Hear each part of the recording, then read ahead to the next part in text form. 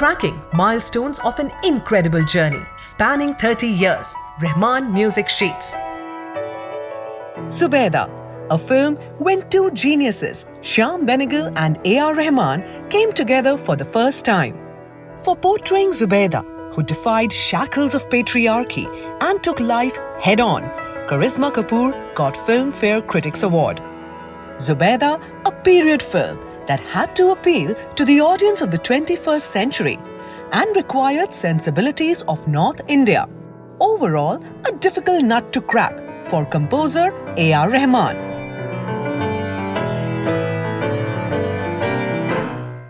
Music is music, I guess. It's a universal language in many ways. When it becomes universal, when there is this whole business of the three elements of music, the rhythm, the melody, and the harmony.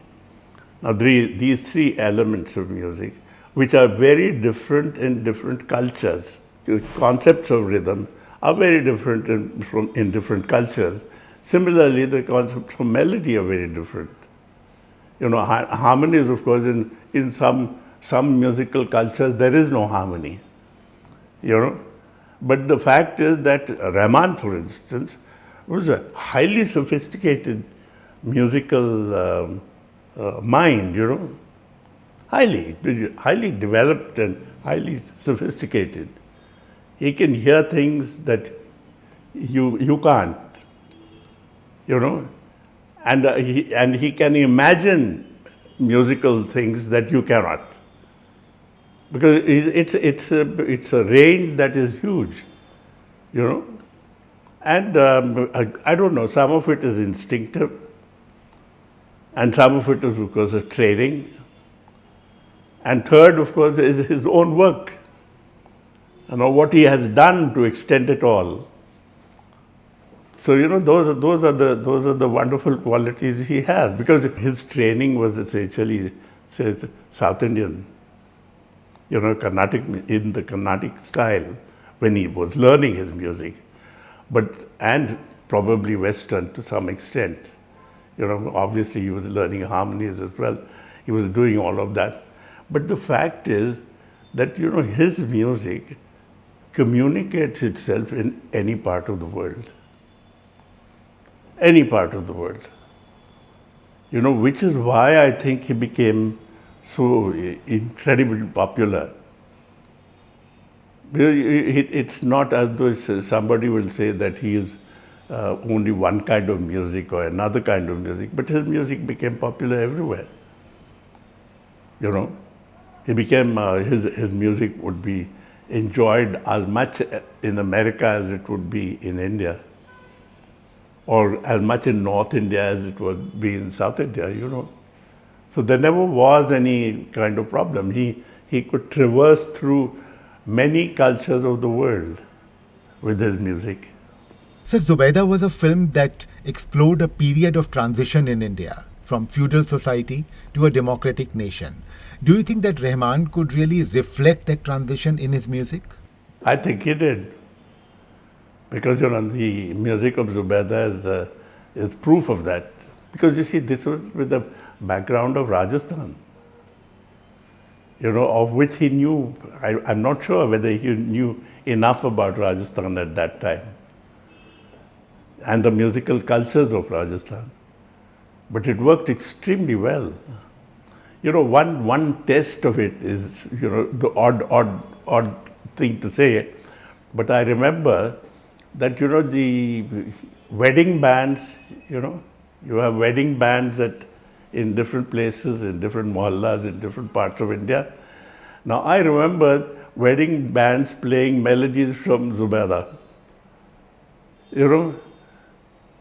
It's quite amazing because, somewhere in Madhya Pradesh, I was traveling somewhere and I remember listening to it, hearing it somewhere near Bhopal, with no connection, but there was a musical connection in a way that a wedding band was playing it in another part of the world,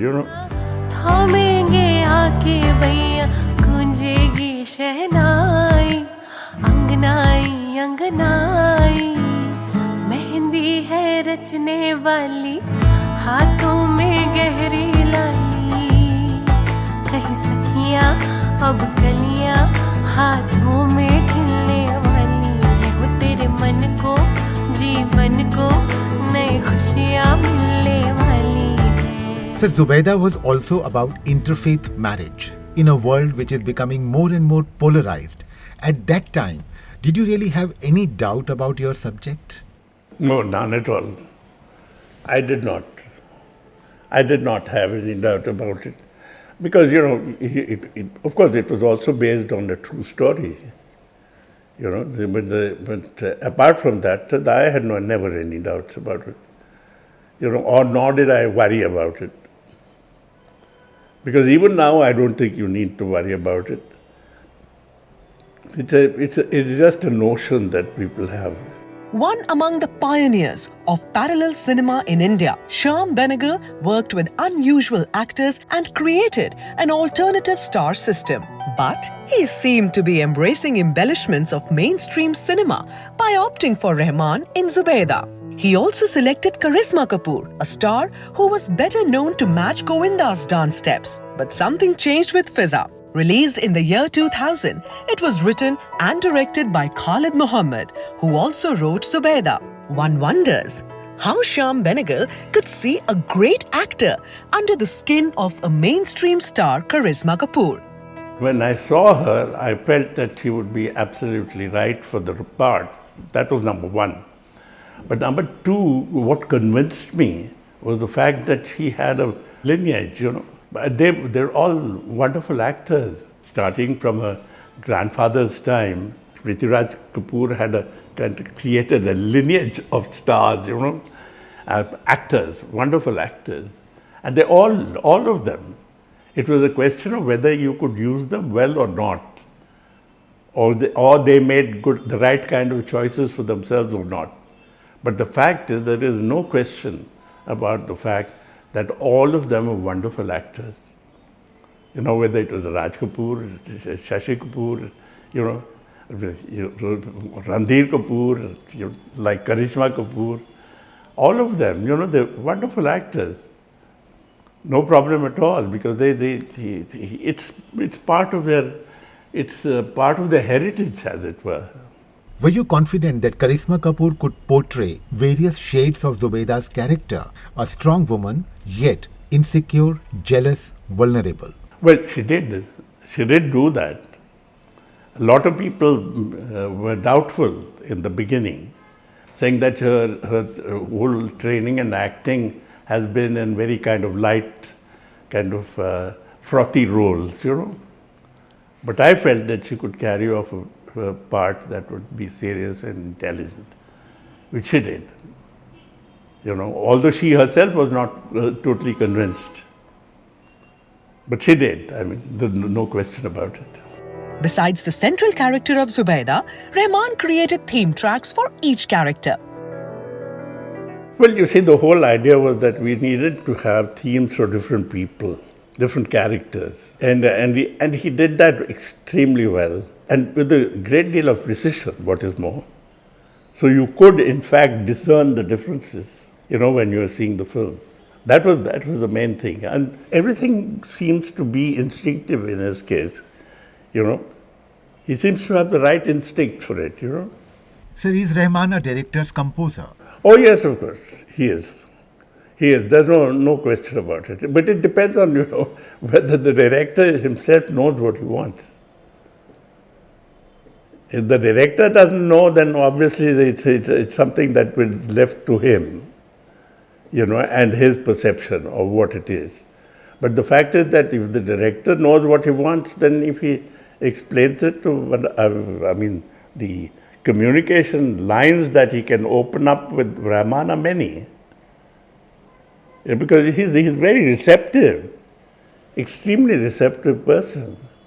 He doesn't close his mind and think only of what he wants to do. He wants to know what you want. And not too many people are like that.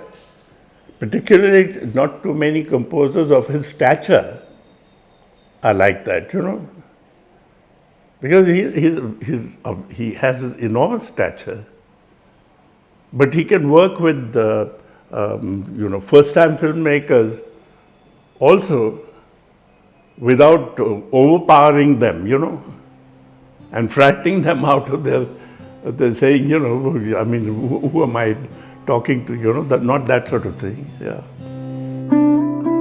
धीमे धीमे गाऊं, धीरे धीरे गाऊं, धीमे धीमे गाऊं, धीरे धीरे गाऊं, हौले हौले गाऊं तेरे लिए पिया, गुनगुन मैं गाती जाऊं, छुन छुन पायल छनकाऊं, सुन सुन कब से दोहराऊं पिया पिया पिया.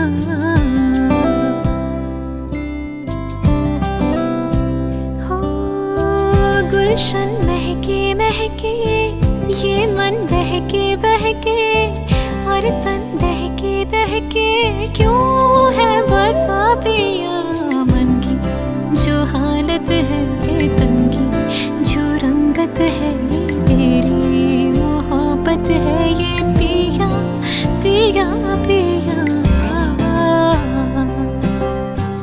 Netaji Subhash Chandra Bose, the forgotten hero. Many believe this film completed a process for A.R. Rahman. From a music composer, he became a maestro. That magnificent cross-culture journey in our next episode with Shyam Benegal. Stay with us. Rahman Music Sheets will continue to track his incredible journey to superstardom, connecting you with his creative partners, also engaging with musicians he inspired. If you have reinterpreted or recreated Rahman's music, share your videos. If selected, you will get featured on Rahman Music Sheets. To submit your videos, log on to our website O2india.com.